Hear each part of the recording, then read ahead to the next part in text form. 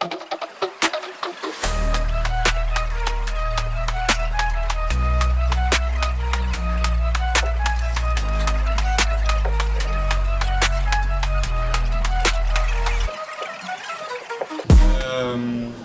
écoutez, du coup, pour commencer cette deuxième partie réflexion collective, on s'était dit que ce serait sans doute intéressant de voir comment, justement, il y a des gens qui subissent et résistent cette répression et ce complexe technosécuritaire.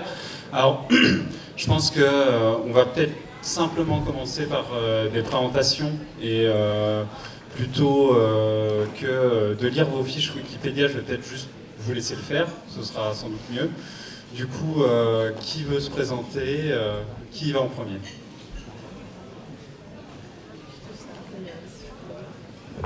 Il faut que quelqu'un y aille à un moment. Ça fonctionne, oui. Bonsoir à tous et toutes. Du coup, moi je suis Noémie de la Quadrature du Net et Technopolis. Donc je vais très brièvement présenter les deux. Technopolis, c'est une initiative, une campagne qui a été lancée à la base par la Quadrature du Net, qui est une association qui travaille sur le numérique et la surveillance de manière générale. Et Technopolis, c'est un bout de ce qu'on a vu dans le film de Mathieu, l'industrie des technologies policières. Et en gros, c'était il y a 5-6 ans à la Quadrature, on a vu émerger ce monde de la surveillance de l'espace public.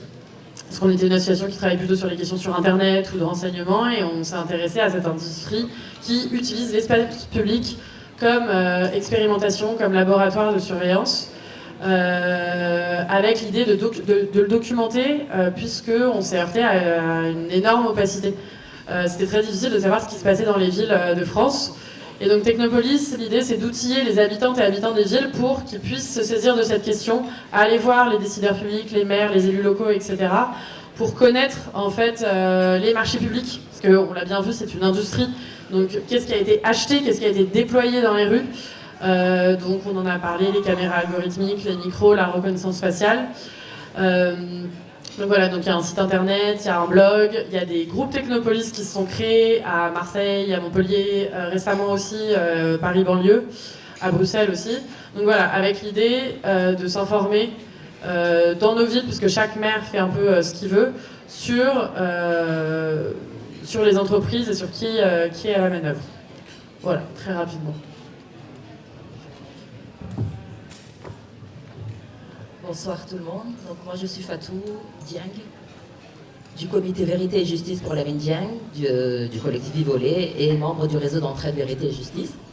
Donc comme ça a été dit dans le film, on est plusieurs collectifs de familles endeuillées par les violences et les crimes d'État, ainsi que des familles de victimes survivantes aussi, et des familles de personnes qui ont été portées disparues au Mexique. Donc on œuvre toutes et tous ensemble autour des violences et crimes d'État. C'est un réseau qui a été particulièrement constitué par des premières et premiers concernés, et avec nos soutiens respectifs aussi. Donc on fait pas mal de choses, on a mis en place des revendications aussi, on s'entraide entre nous pour organiser des marches commémoratives ou des marches annuelles, comme celle qui va arriver le 15 mars prochain. Donc dans toutes les villes, que ce soit à Paris ou en dehors de Paris. Donc vous êtes toutes et tous conviés à ces marches-là.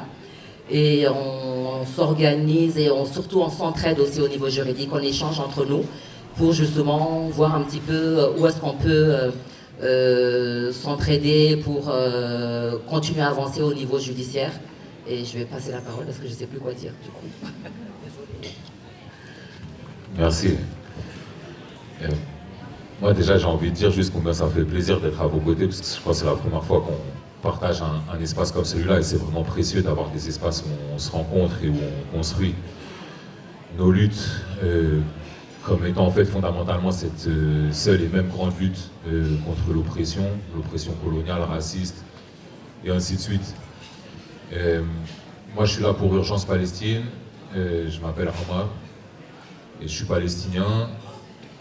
Et on a parlé ici de la centralité, de la nécessité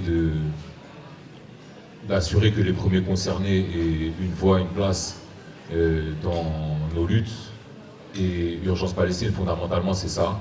C'est des Palestiniens, Palestiniennes en exil qui portent la lutte pour la libération et qui, après le 7 octobre, constatent la nécessité et l'extrême urgence, en fait, d'organiser un nouvel espace pour porter la lutte de notre peuple ici en France, dans un contexte où il s'agissait aussi d'assurer que les Palestiniens ne soient pas l'objet d'une solidarité conditionnelle, l'objet d'une solidarité qui s'arrête à l'enfermement de nos corps et de nos vies, de nos statuts et de nos conditions dans cette condition subalterne de victime,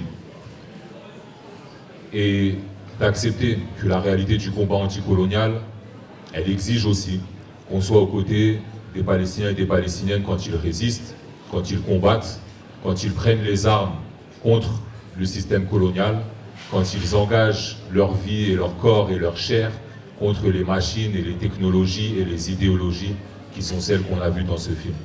Donc fondamentalement, le souffle d'Urgence Palestine, c'est celui-là.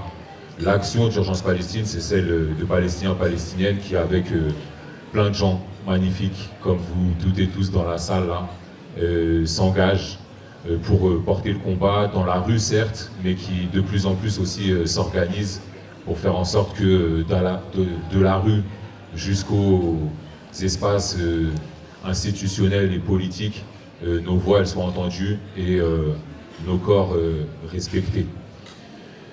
Voilà sur l'essentiel de ce qui est Urgence Palestine, et le reste, je crois qu'on va en discuter après.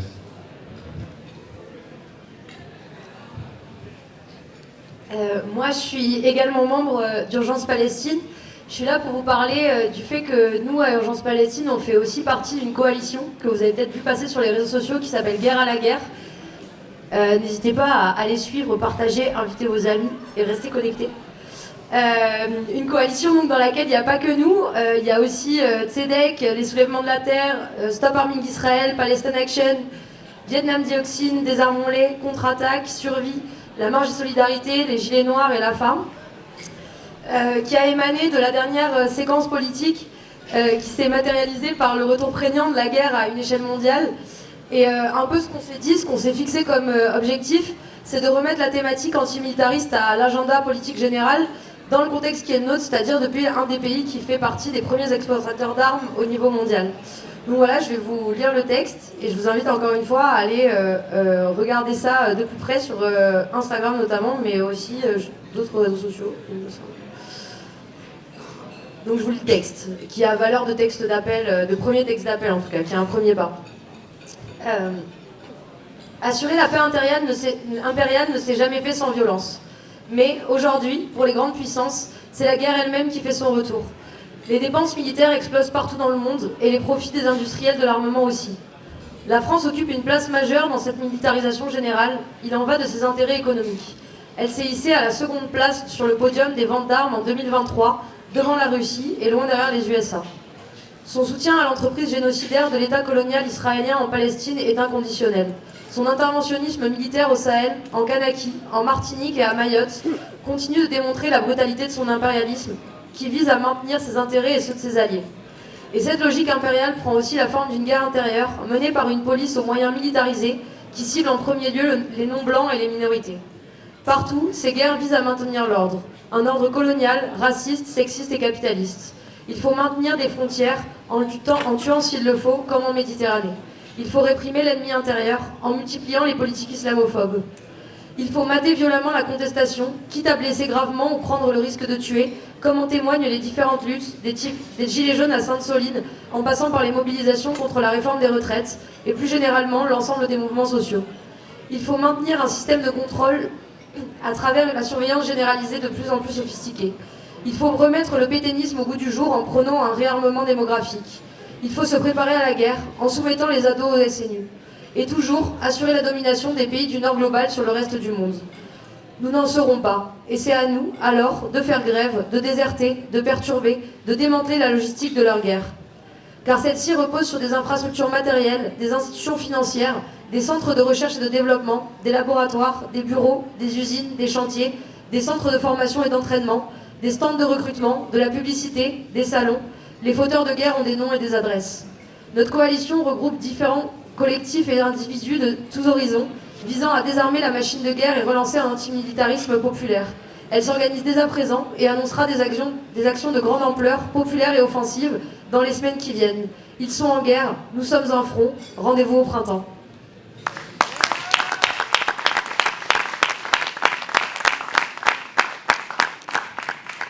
À deux doigts d'annoncer que nous sommes des champs de bataille. Bon, après ce premier tour d'horizon, question un peu plate et bête, mais je pense qu'il faut bien, avant d'envisager la réponse, au moins voir où se pose le problème. Comment vous, dans vos différents collectifs et dans vos différents parcours, est-ce que vous êtes confrontés à la répression? Comment est-ce que vous êtes... Parce que le film de Mathieu a cette force de faire vivre toujours en parallèle et la violence de la répression et la force de la résistance. Et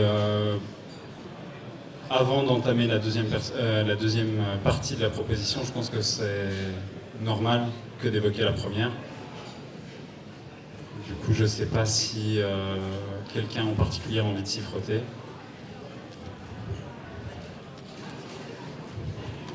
Je suis tenté de sauter sur le micro quand tu poses la question, parce que j'ai l'impression, et c'est déjà dit dans le film, mais que une des réalités aujourd'hui, c'est ce que disait très bien Mathieu, c'est que les terres colonisées, les peuples colonisés sont le premier champ d'expérimentation de ces armes, de ces technologies.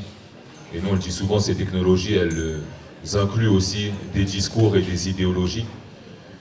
Et la réalité, je crois aujourd'hui, tout le monde en est conscient, mais c'est bien celle que, en Palestine, on fait face aujourd'hui à un des laboratoires les plus débridés de la violence coloniale et de cette technologie de la répression, de la destruction, de l'anéantissement et du contrôle. Cette conviction qui est encryptée dans nos chairs, en fait, cette conviction que même dans les laboratoires, il y a des règles. Même dans les labos où on fait des expérimentations sur les animaux, il y a des règles. Mais aujourd'hui, le fascisme sioniste est en train de s'affranchir de toutes les règles pour se permettre, sur le corps des enfants de Palestine, de tester toutes les technologies les plus flippantes, enfin, excusez-moi de le dire comme ça. Et juste, on pourrait énoncer toutes les armes israéliennes, mais pas que d'ailleurs, qui sont testées sur le champ de bataille de la Palestine et de Gaza en particulier. Mais il y a un truc qui m'est venu aussi en regardant le film, et avec toute la charge d'angoisse qu'il y a, parce qu'on est dans une dinguerie de dystopie, en fait, dans les discours de ces industries de la mort. Et il y a une chose qui m'est venue, c'est une discussion récente là, avec des amis de Gaza, c'est le fait que fondamentalement, face à cette technologie de la mort, on a deux choses majeures qui sont nées à Gaza, je pense. La première, c'est qu'on est porteur d'une technologie infiniment plus riche et plus complexe que celle des capitalistes qui prétendent diriger le monde. Et je suis désolé de le dire de façon aussi naïve et candide et infantile, mais on a ce que moi je suis tenté d'appeler la technologie de l'amour révolutionnaire, de cet amour qui vient de Palestine, de cet amour qui est entre chacun des frères et des sœurs qui est ici dans cette salle. On s'appelle camarades, mais pour moi, enfant de Palestine, la conviction profonde que je porte, c'est que cette technologie-là, c'est celle qui met en échec tous leurs plans et tous leurs projets. Et c'est ce qu'on a vu à Gaza, c'est ce qu'on a vu quand la résistance palestinienne et le peuple palestinien, ensemble, ont mis en échec tous les objectifs de l'armée israélienne et de cet armement et de ces technologies. Ils voulaient détruire la résistance est toujours vivante. Ils voulaient expulser ou anéantir tous les Palestiniens de Gaza. Et malgré la mort, malgré le génocide, ils sont encore là. Ils sont sur leur terre et ils retournent jusqu'au nord de Gaza, sur les décombres de leur maison, pour continuer à habiter, fort de leur enracinement, cette terre qui est celle du peuple indigène de Palestine. Et voilà, je me dis, on parle beaucoup de la technologie des puissants, parlons des technologies qui sont les nôtres, on parle beaucoup de leur force, parlons de notre puissance. Moi, ma puissance, elle vient de Palestine, elle vient de Gaza, elle vient de Jénine, et c'est notre cadeau pour le monde.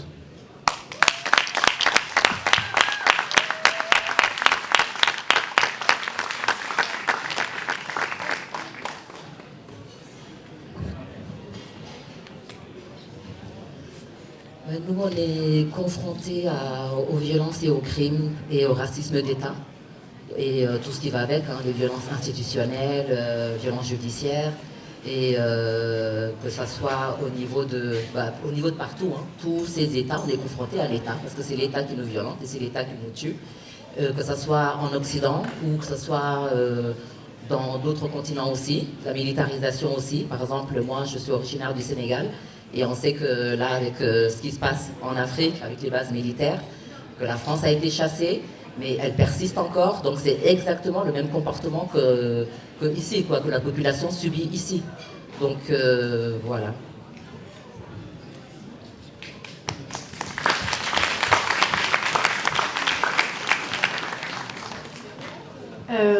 Du coup, sur cette question, moi je vais répondre un peu à côté parce que, en toute humilité, je ne vis pas la même répression que mes camarades à ma droite, et ça n'a pas forcément été le point de départ de Technopolis, justement, qui était plus quelque chose d'observation de cette répression, de la documentation, pour la révéler au grand jour, d'un point de vue en gros, de personnes qui regardaient cette technologie avec l'idée d'outiller, on le voit bien dans le film, les premiers concernés par la répression, par la surveillance, qui sont toujours les mêmes personnes, les militants, on le voit avec les frontières, donc les personnes exilées et les quartiers populaires. Et avec ce point de départ, l'idée c'était de documenter, comprendre les mécanismes en jeu, donc de voir les drones, où est-ce qu'ils sont mis en place, par qui ils sont mis en place, par qui ils sont construits, sachant que ça par exemple c'est une technologie qui vient du militaire et qui est arrivée ensuite jusqu'au civil. Pareil pour les caméras algorithmiques, etc. Donc ensuite, avec l'idée que les personnes qui vivent dans chacune des villes de France puissent être au courant de ces technologies-là, parce que je l'ai dit un peu tout à l'heure, mais vraiment, et on le voit dans le film, le plus gros obstacle, c'est le manque d'information. C'est que c'est hyper difficile de savoir ce qui se trame dans cette industrie, dans ce business, et donc de pouvoir mettre à jour le programme politique de ces entreprises et des décideurs politiques, parce que c'est vraiment eux qui agissent main dans la main. Donc voilà, donc après au quotidien, les différents groupes Technopolis, ils se confrontent aussi à ces difficultés-là, de devoir faire rendre des comptes à des décideurs publics, à des entreprises qui en ont un peu rien à foutre. Mais il y a aussi quelques victoires quand même de certains groupes Technopolis ou même d'autres personnes en France qui arrivent à gueuler au bon moment. Je pense à Saint-Etienne, il y avait un projet de mettre des micros dans la rue pour détecter des bruits bizarres, etc. Les habitantes et habitants des villes ont réussi à faire tomber ce projet. À Marseille et à Nice, il y avait un projet de reconnaissance faciale devant des lycées, notamment avec les parents d'élèves et d'autres associations. On a réussi à faire tomber ça. Donc voilà, il y a des choses qui se passent aussi au niveau local, une fois qu'on est au courant, qui est vraiment quelque chose de difficile, de mettre en échec, de se réapproprier le vocabulaire de la sécurité, de dire bah non, en fait, la sécurité c'est pas du répressif, et de reprendre ce combat-là. Donc voilà.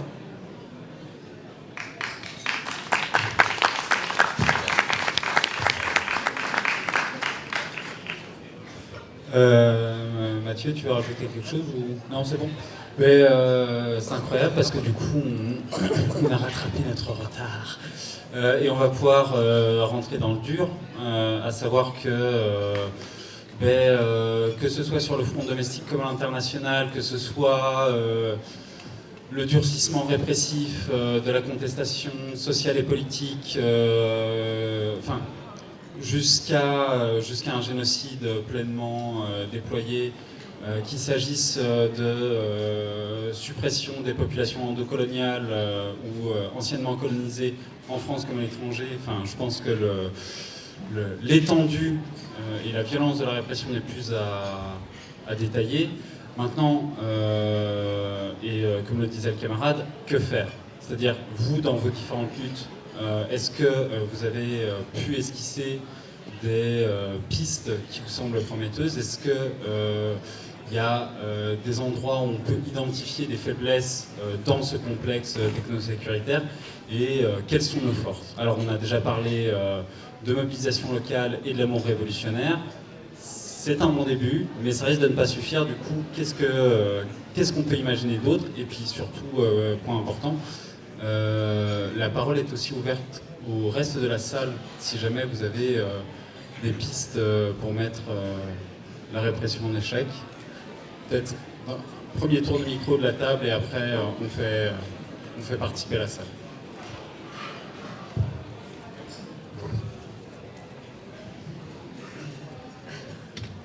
Je crois qu'on n'a pas vraiment de solution. En tout cas, moi, je ne viens pas avec des solutions. C'est plutôt, je viens à ce qu'on cherche et qu'on réfléchisse à des solutions ensemble. Parce qu'on lutte pour la survie des gens, on lutte pour la justice. Et donc, du coup, c'est toutes et tous ensemble qu'on peut réussir à faire quelque chose. Il ne faut pas que ce soit juste les personnes concernées qui doivent faire le nécessaire, quoi. Donc, on doit tous mettre la main à la pâte, que ce soit les élus qui sont toujours autour de nous, qui ont les bras longs mais qui ne foutent rien, que ce soit monsieur et madame tout le monde. Voilà, il ne faut pas se dire je ne suis pas de telle religion, je ne suis pas de quartier, donc je m'en fous, ou bien que ça ne me concerne pas. Non, au contraire, on est toutes et tous concernés parce qu'on est en tant qu'être humain tout simplement, quoi. Donc il faut que les consciences s'éveillent, que les gens ne restent pas dans l'indifférence, et que si demain mon voisin se lève pour quelque chose, il faut que je me lève aussi, parce que demain ça pourrait être mon tour. Et donc là aujourd'hui, nous sommes touchés, d'autres sont tout le temps touchés. Donc voilà, c'est ça, quoi. C'est qu'aujourd'hui, par rapport à la police, ils ne sont pas là pour, on le sait, on le constate, ils ne sont pas là pour nous protéger. Au contraire, là aujourd'hui, ils sont là plutôt pour tuer. Parce que combien de personnes ont été tuées par balle, or que les personnes auraient pu être maîtrisées autrement. Ces forces de l'ordre, ils font des formations. Ce sont des personnes aguerries, mais pourtant, non, c'est pas leur priorité. En tout cas, pour nous, de nous préserver, de nous protéger. Ils sont là plus pour nous tuer plutôt qu'autre chose.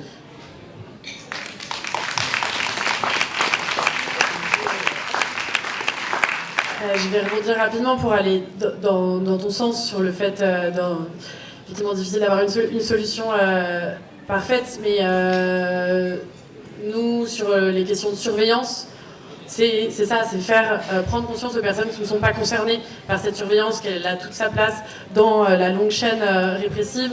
Donc d'en parler, de se parler aussi, je suis d'accord, c'est chouette que différents collectifs puissent échanger sur ces problématiques de répression, de la ville, de la police, etc. Je vais un peu me répéter, mais nous, les quelques outils qu'on a dans Technopolis, c'est donc d'aller chercher cette information en faisant des demandes de documents, en allant cartographier un peu qu'est-ce qui se passe comme dispositif répressif dans l'espace public, des caméras, etc. D'aller regarder vraiment quel logiciel a été acheté par telle ville et aller ensuite faire chier les élus municipaux. Par exemple, là, à Saint-Denis, on voit que, sans même consulter le conseil municipal, ils ont acheté un logiciel de vidéosurveillance algorithmique d'un constructeur qui s'appelle Touaille en prétextant les Jeux Olympiques, alors que c'était pas vrai, tout ça en dehors de la loi. C'est de pas laisser passer en fait ce genre de choses, d'essayer aussi de se regrouper toujours au niveau local, parce que c'est aussi à ces échelles-là que ça marche. Mais bon, il y a beaucoup de bâtons dans les roues qui sont mis. Mais c'est le genre de choses qui, en tout cas, sont accessibles.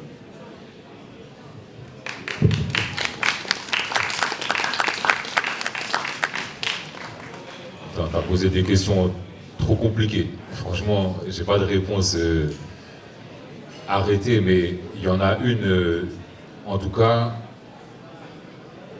aujourd'hui dans le travail d'Urgence Palestine, j'ai envie juste déjà de vous partager un sentiment, c'est que on a construit Urgence Palestine en se disant, voilà, dans l'urgence de la mobilisation contre le génocide, ça va être une coalition centrale pour permettre à toutes et tous de converger et de peser déjà dans ce moment d'urgence dans la rue et par tous les moyens nécessaires. Là, on sort de ce moment d'urgence où en fait la seule question qui est posée, c'est voilà, comment déjà tu survis et existes malgré la violence qui vise en fait à anéantir non pas seulement les Palestiniens à Gaza, mais en fait toutes les voix qui s'opposent à cette violence génocidaire. Aujourd'hui, je pense qu'on arrive à un stade je ne vais pas dire de maturité, mais voilà, de capacité à se projeter de façon un petit peu plus stratégique. On pensait que naturellement tout le monde serait avec nous dans la bataille contre le génocide, et je pense que d'une façon ou d'une autre, en vrai, tout le monde l'a été, et on l'a senti cette force. Mais il y a un tournant là qui est en train de se faire justement avec le collectif Guerre à la guerre, qui est vraiment central pour nous. On a réussi déjà à rassembler beaucoup de gens qui étaient dans un mouvement nébuleux, où on a passé beaucoup de temps en AG, à se poser des questions, à retourner le truc dans tous les sens.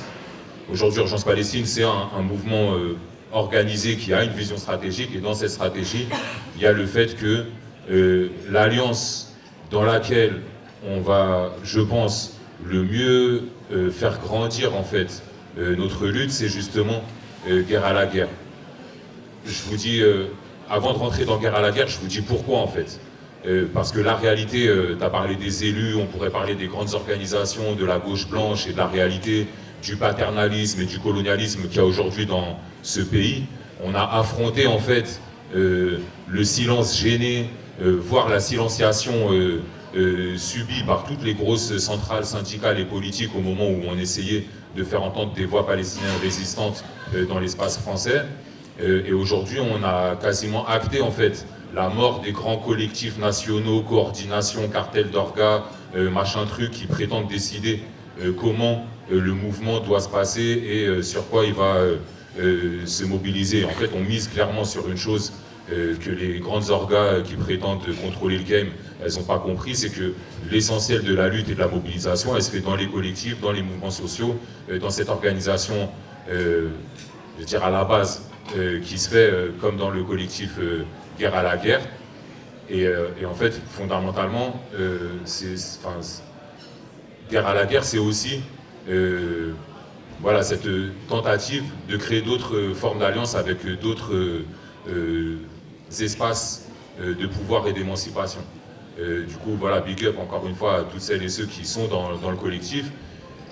Et du coup, la suite pour nous, c'est quoi? C'est que Guerre à la guerre, en réalité, c'est justement essayer d'adresser cette réalité que le capitalisme français, aujourd'hui, un de ses points forts, c'est sa police et son armée, en fait. Ce qui protège aujourd'hui la concentration inouïe et peut-être sans précédent de richesse dans les mains des milliardaires qui prétendent diriger le monde, c'est ces polices, ces armées et ces technologies qui, en fait, on a parlé de premiers concernés, moi je pense qu'il n'y a même plus de premier, deuxième, troisième concernés. En vrai, toutes et tous, là aujourd'hui, on est fliqués et contrôlés et réprimés du coup par ces technologies qui, en fait, visent à détruire toutes nos contestations et toutes nos aspirations à vivre libre et digne. Et donc voilà, Guerre à la guerre, fondamentalement, c'est la possibilité de se rejoindre sur une alliance qui n'est pas, vas-y, il y a la Palestine, il y a le Congo, il y a nos luttes, elles sont séparées, etc. Il y a en fait un ennemi commun, il faut le nommer. Il est là, il est visible, il est palpable, il a des adresses, ils ont des blazes, on sait qui ils sont, on sait quels médias même ils contrôlent, etc. Et donc ça, fondamentalement, c'est une opportunité de s'allier d'une façon particulièrement opportune dans ce contexte de fascisation de l'ordre néolibéral où voilà, toutes les dingueries deviennent possibles et où le génocide devient une gouvernance du monde. Donc Guerre à la guerre, c'est ça, et les cibles, enfin les enjeux, les prochains rendez-vous, ils arrivent. C'est déjà faire grossir le truc, donc même voilà, tous les collectifs, les assos qui sont ici présents ou représentés, bienvenue, les portes elles sont ouvertes. Et après, on a parlé de Millipol, du Bourget, etc. Je crois que dans tous ces salons-là, le prochain, c'est le salon du Bourget. Moi je le dis en tant que Palestinien, la force aéronautique israélienne, c'est ce qui lui permet en fait aujourd'hui d'écraser les résistances palestiniennes, libanaises et ainsi de suite.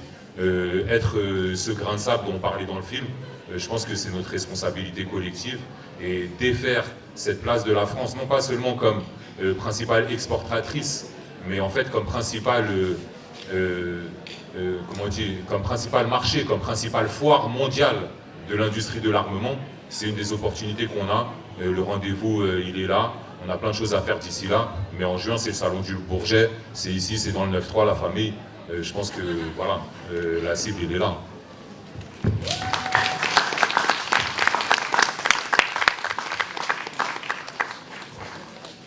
Tu veux encore en mettre une couche ou... Non, c'est bon là, non? Tout le monde a compris. Ouais, à la limite, il manque l'adresse, quoi. Mais...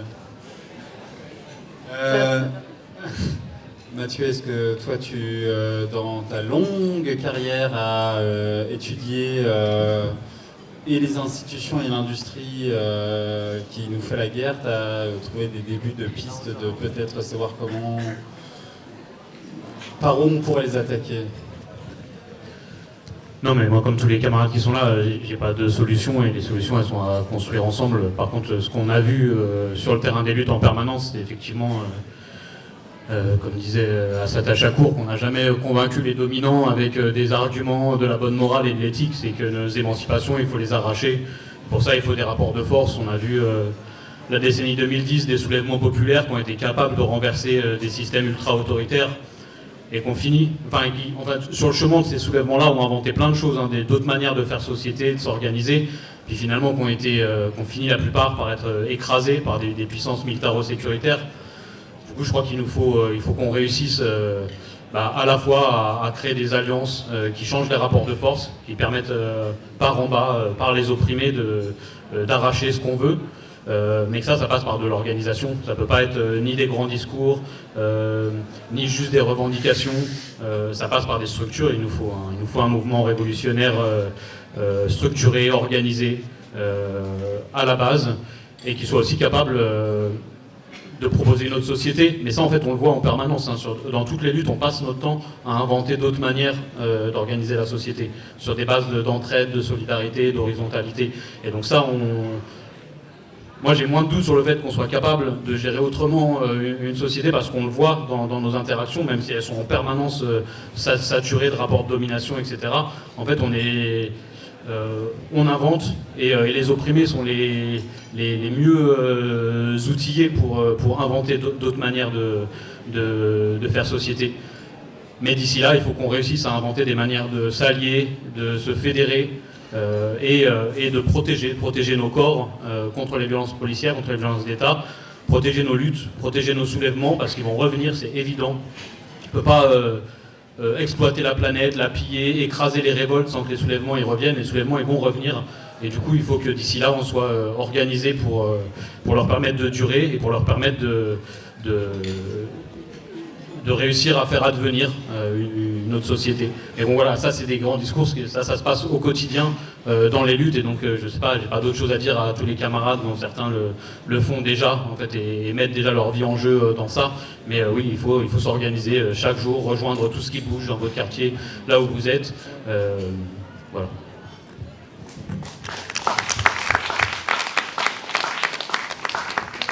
Alors du coup, je sais pas trop comment on va organiser ça, peut-être pas avoir que des participations en bloc du public, peut-être essayer de voir si à des moments il y a certaines d'entre vous qui veulent répondre, réagir à des interventions, c'est possible. Mais du coup, on parlait justement de réfléchir directement avec des gens qui ont l'habitude de s'organiser. On va lui laisser la parole. Oui, bonsoir. D'abord, je voudrais reprendre. Et en fait, tu as posé une question à Mathieu. Alors, Mathieu, c'est mon pote. Hein. Et tu lui as dit, dans ta carrière, c'est pas un carriériste, c'est un militant. Il travaille à côté de ça. Donc, on lui dit bravo pour le travail qu'il a fait. Donc, il faut faire attention les mots à un sens. Ouais, c'est une bac à sable qui le dit en plus. Et voilà, donc juste dire que en fait on peut s'informer, on est entre militants ici, Tout ce qui est dit, c'est très intéressant et il faut se le redire, il faut se monter le moral. Je suis d'accord avec Omar qu'il faut qu'on donne aussi nos forces, et nos forces, elles sont dans nos passions, dans notre orage, dans nos amours et dans notre détermination. Mais je pense aussi que le plus grand hommage qu'on puisse faire à ce film il vous a plu? Donc en fait, le plus grand hommage qu'on puisse faire à ce film, c'est de sortir avec une petite perspective et un rendez-vous, je pense, même si c'est pas le lieu et qu'il y a déjà des rendez-vous, déjà on peut renforcer ce qui existe, déjà il y a des existants qui existent. Là, il y a plein de propositions où on peut se rapprocher. Il y a, je sais qu'il y a des rendez-vous, notamment à Nanterre, là, la semaine prochaine, devant un site d'armement par rapport à ce qui se passe en Palestine. Donc, on peut s'informer. Il y a des choses qui sont existantes, il suffit de les renforcer. Et ça serait bien qu'on sorte d'ici avec une perspective. Ça veut dire, moi, je vois bien, j'imagine bien. Un rendez-vous au printemps, oui, au printemps, à la veille du 1er mai, pourquoi pas, 24 heures contre toutes les guerres, et qu'on se donne un rendez-vous, parce que c'est vrai que maintenant, il faut qu'on passe à l'attaque, quoi. Bon, ça fait des années qu'on attaque, hein. On ne va pas démarrer maintenant, mais qu'on se donne un rendez-vous, parce qu'il y a, il y a beaucoup de choses qui se font, chacun de son côté, avec des différences, et c'est très bien. Mais après, c'est quoi qu'on peut coordonner? Je crois que par rapport à ce qui se passe, l'axe d'importance maintenant, c'est quand même ce qui se passe en Palestine, mais il y a d'autres guerres. Et je pense qu'un rendez-vous contre toutes les guerres, encore toutes les guerres, c'est trouver un autre terme qui parle de l'armement, parce que le truc de fond, c'est que ça rapporte beaucoup d'argent. Donc c'est ça, et tant qu'on n'arrive pas à casser ça, ça continuera et ça continuera, parce que le capitalisme, il existe grâce à la destruction. Et comment nous, on arrive à construire face à eux, voilà. Donc moi, je n'ai pas la réponse, personne n'est là, hein. Celui qui est là, il est mon terrain. Donc, mais c'est juste qu'on ne baisse pas les bras, qu'il faut lutter et se donner des perspectives, mais en commun et essayer de coordonner un peu tout ça et de se donner un peu plus de force, parce que les violences en face, elles sont... je veux dire que dans ce qui se passe en Palestine, ce qui est à mon sens, en tant qu'observatrice, ce qui est le plus violent, c'est l'inaction de tous les États qu'il y a autour. Et c'est aussi la manière, l'arrogance des ennemis de faire des choses au grand jour et au grand feu. C'est le génocide du siècle qu'on voit en direct, c'est trop grave. C'est trop grave. Donc en Algérie, moi je suis algérienne donc je parle de mon pays, mais en Algérie, à l'époque, on ne voyait pas en direct. Mais là, c'est du direct. Donc je ne sais pas s'il peut y avoir plus violent que ça. Je ne sais pas. Mais si on ne réagit pas là, on réagit, il y a plein de choses qui se font. Mais moi, je pense qu'un rendez-vous au printemps, ça serait très bien. Et ça serait le meilleur hommage qu'on donne à ce film, en sortant avec quelque chose de concret.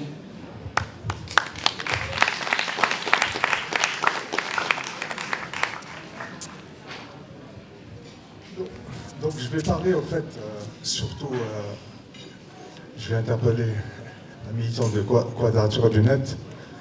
Au fait, je connais les fondateurs, Jérémy Zimmerman et Bayard. Au fait, quand on parle nous tous, c'est-à-dire comme moyen de communication, on cite Instagram, on cite X, on cite Facebook, etc. Or, ces réseaux sociaux appartiennent à l'ennemi, c'est-à-dire à des gens qui sont complices du génocide.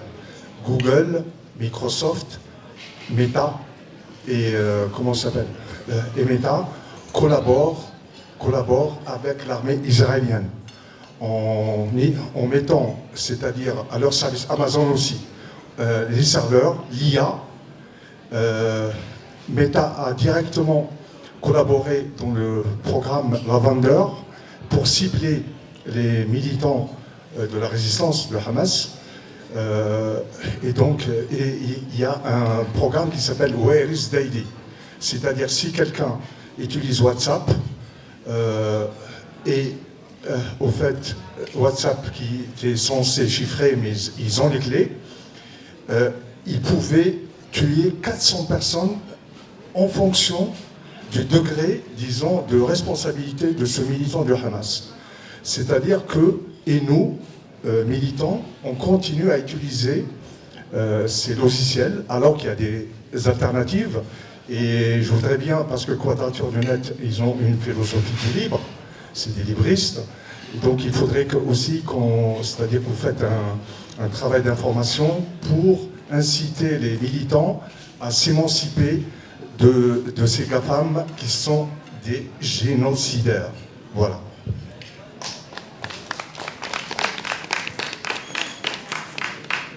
Je ne sais pas si je réponds rapidement ou si on prend une autre question. Bon, en attendant, peut-être te répondre, pour te dire que, enfin, pour aller dans ton sens, et je pense que là, on a vu la question de l'industrie militaire, mais qui est très proche de cette industrie des réseaux sociaux, sachant que Google collabore avec l'armée, tu l'as dit, Facebook, ils développent tous des programmes d'IA, et la question des infrastructures, de comment on communique, elle est évidemment cruciale quand on est militante ou militant. On fait un peu ça à la Quadrature. Après, il y a plein aussi de groupes locaux d'autodéfense numérique, des réseaux qui se forment. Il y a des ressources en ligne. Alors là, sur notre table, il y a des brochures. Mais c'est sûr que c'est hyper important la manière dont on communique, la manière dont on s'exprime publiquement. On l'a vu depuis 1 an et demi que les réseaux sociaux, Instagram, Facebook censurent proactivement les discours des militants pro-palestiniens. Mais c'était le cas, on l'avait vu aussi avec les Gilets jaunes, c'est le cas avec énormément de luttes. C'est aussi, on a vu TikTok qui a collaboré avec l'État au moment des révoltes en 2023 après la mort de Naël Berzouk, qui a dit oui, je vais retirer les contenus, vous inquiétez pas, etc. Donc c'est sûr que c'est crucial de se poser ces questions-là. Après, il ne faut pas culpabiliser aussi si on n'a pas le choix que d'utiliser, par exemple, Instagram, sur lequel tout le monde s'informe. Il faut connaître les limites, il faut réfléchir à des alternatives qui existent pour les réseaux sociaux, pour les moyens de communication via Signal, etc. Et s'informer, cultiver cette culture commune de la sécurité informatique, parce que quand on se protège, on protège aussi les autres. Et quand on se met dans la merde, on met dans la merde les autres aussi. Donc là-dessus, il y a beaucoup de groupes militants qui réfléchissent déjà à ces pratiques numériques. Donc je vous invite, pour aller dans ton sens, à toujours être vigilant et à s'informer sur ces questions-là. Et effectivement, avoir cet ennemi commun qui est l'industrie de la surveillance, qui est main dans la main avec les États dès qu'il faut réprimer, censurer en ligne, faire des textes de loi qui, au nom du terrorisme, vont en fait donner de plus en plus de capacités de contrôle et de censure à ces giga grandes plateformes.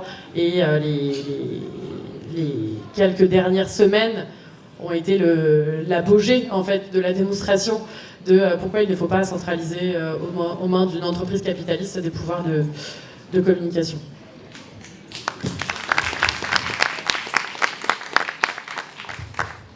Bonsoir, je m'appelle Aïna, je fais partie du comité Justice pour Ibo.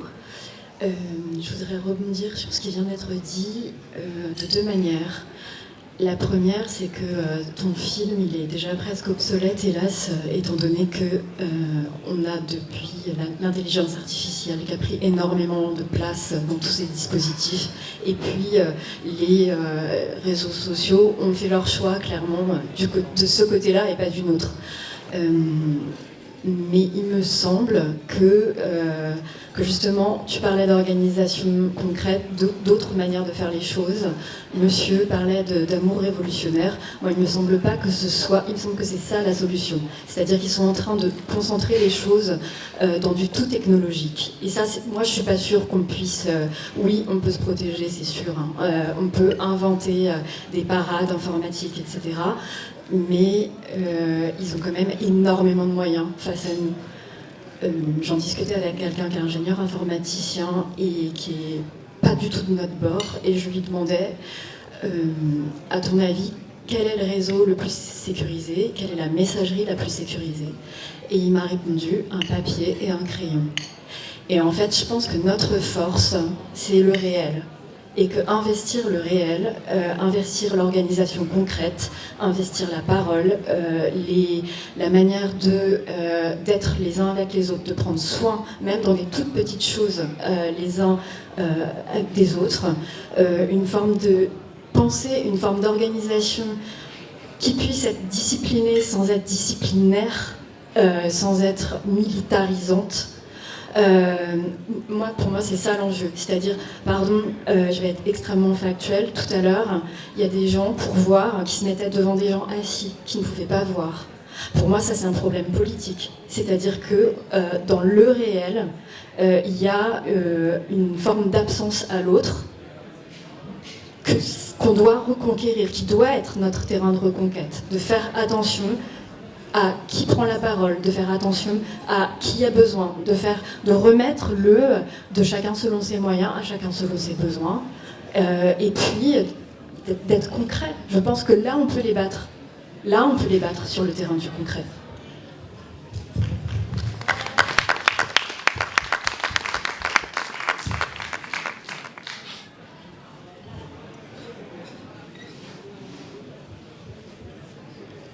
Oui, bonsoir.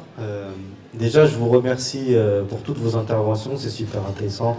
Je pense qu'on est beaucoup à vous soutenir dans toutes vos luttes. On vous remercie pour le travail que vous faites et tout, c'est super important. Pour parler des solutions, bien sûr, on l'a dit, il n'y a pas la solution, ça n'existe pas. Mais je pense qu'il y a plein de trucs à faire quand même. Et c'est vrai que quand on voit toute cette industrie, comment c'est immense, les milliards d'euros, toutes les nations, les États et tout, ça fait peur. On a un peu ce sentiment d'être écrasé par le truc. Comment on peut faire contre cet immense monstre qui est devant nous, qui nous écrase? Mais en fait, je pense quand même qu'on a des moyens d'agir à l'échelle locale, avec nos moyens, etc. Comme on a dit, construire la solidarité avec son voisin, des trucs tout basiques.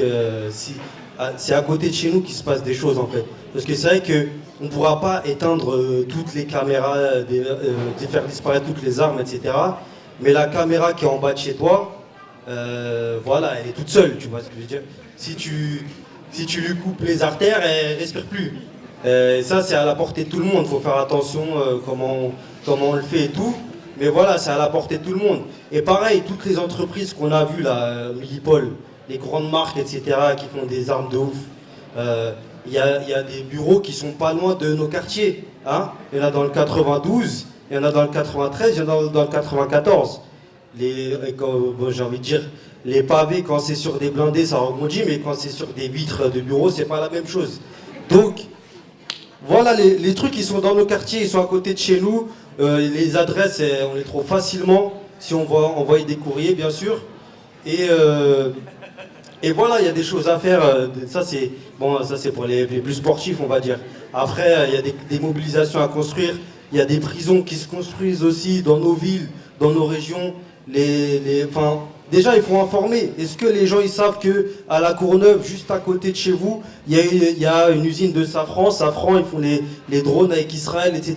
Les gens ils savent pas ça. Sinon, tu peux mettre la pression sur les mairies. Tu peux faire des trucs. Il y a plein de trucs à faire à l'échelle locale. Voilà. Ça peut commencer tout seul. Ça peut commencer avec son voisin. Ça peut commencer partout.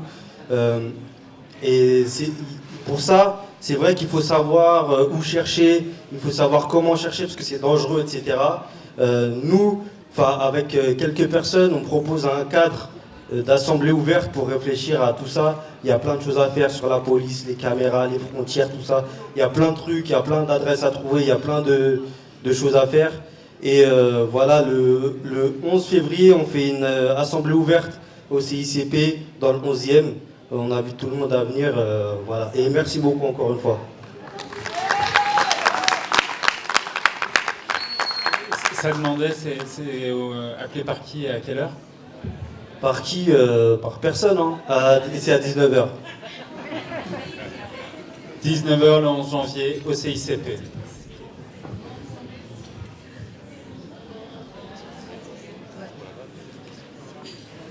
Ouais. Moi, je voulais juste rebondir sur ce qu'il a dit. C'est vrai qu'il y a pas mal de choses qu'on peut faire. Hein. Si déjà Mathieu a pu aller à Minépole, on peut faire des choses. Et c'est surtout aussi que, par rapport à ce que tu disais, à savoir qu'il y a des choses qui sont proches de chez nous, où on peut agir, peut-être de mettre en place une cartographie, comme on fait pour les fachos et tout ça, de pouvoir mettre justement sur cette cartographie tous les endroits où il y a des usines et tout ça.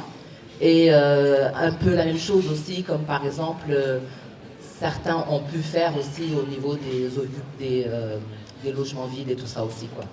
Voilà. Mais bon, peut-être. Je me permets du coup, juste pour rebondir, alors c'est des choses que les groupes Technopolis font, enfin ils sont très autonomes, et si ça intéresse les personnes de documenter la surveillance en région parisienne, du coup c'est ce que fait le groupe Technopolis Paris-Banlieue, d'essayer voilà, de voir où sont les infrastructures, etc. Et le groupe se réunit tous les premiers mercredis du mois dans un bar associatif dans le 18e qui s'appelle le Bar Commun. Voilà, donc tout est à construire, donc si vous venez avec des envies aussi de chercher quelle est la surveillance dans tel quartier, dans quelle ville, c'est exactement les choses que font ce groupe. Donc voilà, c'était un petit moment info. Juste comme on a parlé de cartographie, il y a un travail particulièrement précieux à saluer, c'est celui qui a été fait par Stop Arming Israël. Donc là, on revient vraiment spécifiquement sur les entreprises d'armement françaises complices du génocide en Palestine. Et du coup, le taf, il a été fait avec beaucoup de précision. Je crois que c'est encore un taf collaboratif dans lequel voilà, des compléments peuvent être amenés. Mais Stop Arming Israël, il y a déjà un document très complet sur où sont les complices du génocide à côté de chez toi.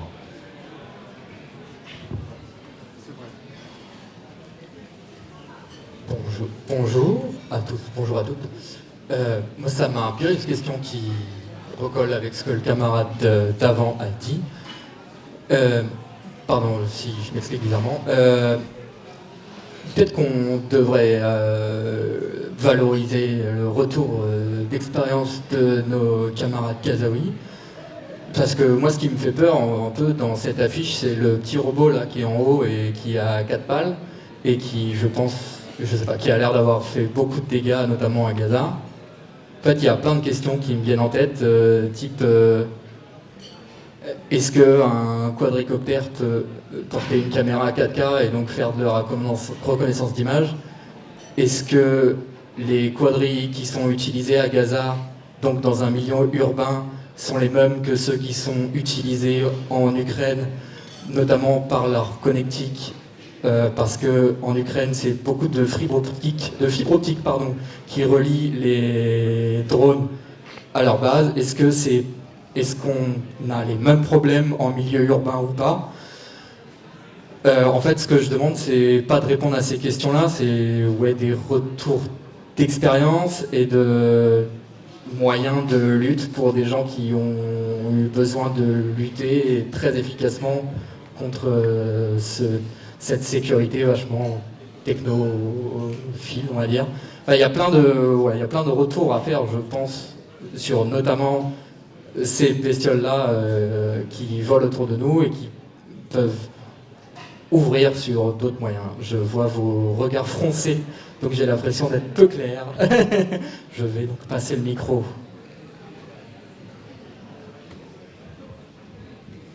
Peut-être spécifiquement là-dessus, les quadcoptères, qui sont ces petits drones qui ressemblent à ça, on les entend constamment dans le ciel de Gaza.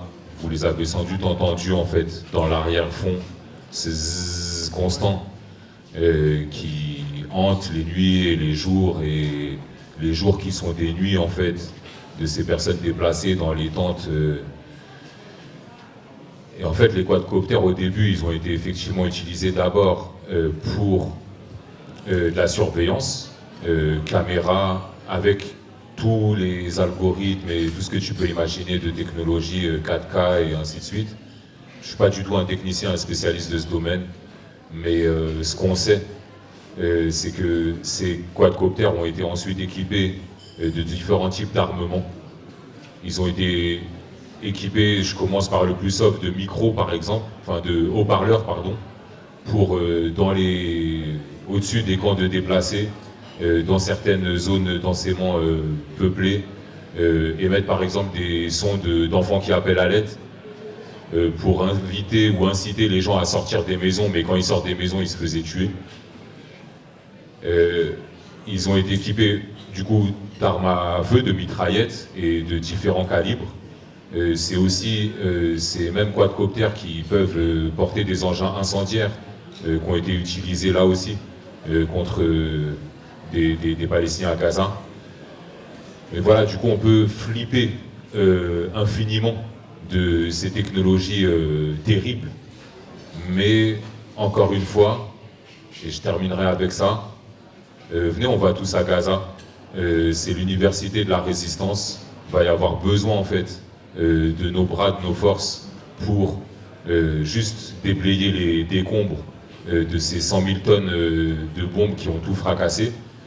Et en fait là-bas, je pense que c'est la meilleure école d'une résistance antifasciste qui a besoin d'apprendre à déjouer justement ces surveillances et ces outils de mort. Et voilà, j'espère que bientôt les portes de Gaza s'ouvriront pour qu'on puisse partager ce patrimoine qui est celui du peuple palestinien.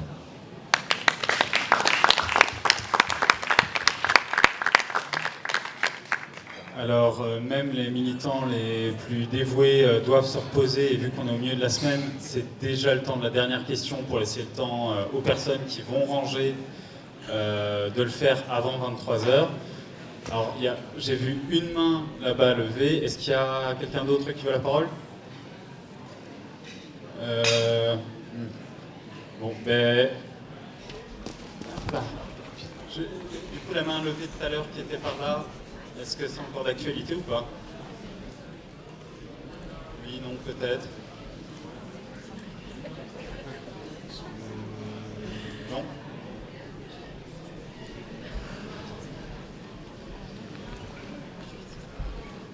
Bonsoir à tous. Merci pour l'assemblée qui a eu lieu ce soir. Au réalisateur du film pour les émotions transmises et le travail de documentation très approfondi. Comme on présente une assemblée ouverte, je prends la parole pour dire à peu près la même chose que mon collègue, mais on va dire en d'autres termes. Pour préciser qu'elle sera aussi un repère dans le temps et dans l'espace, pour que chacun et chacune puisse justement s'approprier la méthodologie critique à avoir pour avoir accès aux informations précises, actuelles et historiques qui déconstruisent le discours national autour de la défense et autour des conflits armés qui ont lieu actuellement dans le monde. Voilà. Il y a un tract qui tourne, et si vous venez, il y aura d'autres papiers qui seront transmis, comme protocole d'assemblée par exemple, et sécurité numérique. Voilà, et le tract il est posé à l'entrée sur la table d'info. Merci.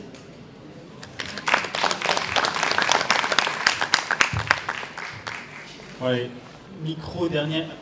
dernière intervention, mais rapidement s'il vous plaît. Bonsoir, merci beaucoup pour ce film et pour cette soirée.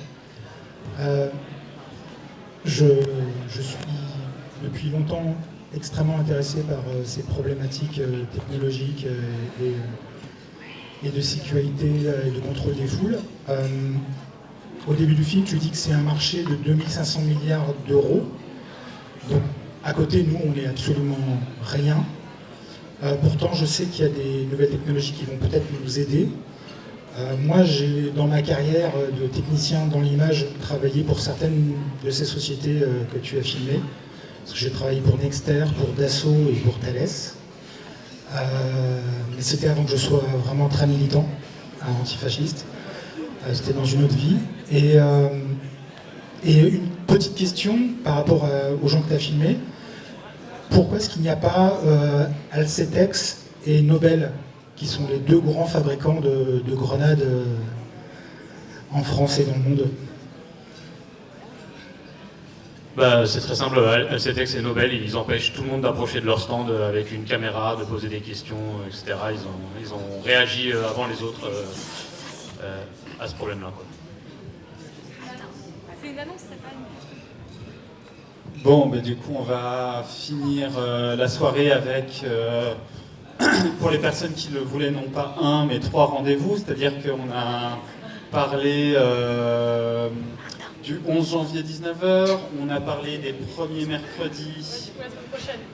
Donc la semaine prochaine, dans quel bar ? Bar commun, rue des Poissonniers. Le bar commun rue des Poissonniers dans le 18e. On a parlé de ce printemps... 17 février, à Ivry-sur-Seine, espace Robespierre, c'est le prochain meeting, l'urgence Palestine après le cessez-le-feu. Comment on fait, c'est quoi la suite? Je ne l'avais pas annoncé, je l'ai fait.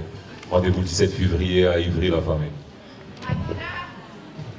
19h, 19h30, il y aura à discuter, à boire, à manger, et à danser. On célèbre aussi la libération des prisonniers, des prisonnières palestiniens, palestiniennes.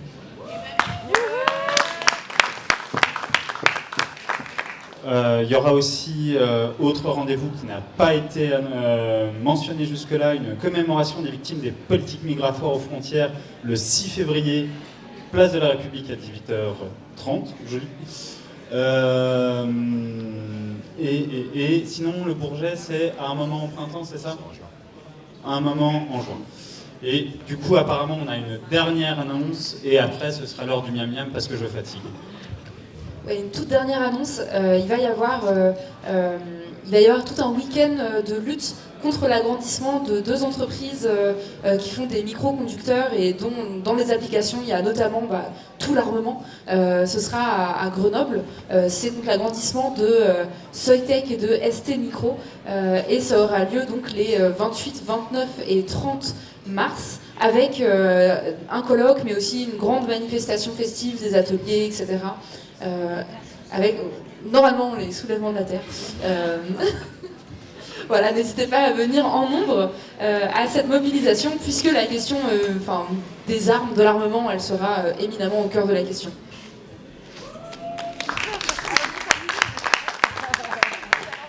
Bon, merci à tous. Le 15 mars quoi ? Le 15 mars contre les violences, les crimes et le racisme d'État. Et le 15 mars, du coup, contre les violences, les crimes et les violences et le racisme d'État. Bon, marche mondiale. Je pense qu'on peut encore remercier tous nos intervenants, intervenantes d'être venus ce soir. Merci à Mathieu d'être passé nous voir. Il ne s'agit pas de mettre fin à la conversation, il s'agit juste de le faire sur un mode plus informel. Il y a plein de stands tenus par des gens, des orgas qui intervenaient ce soir et d'autres. Donc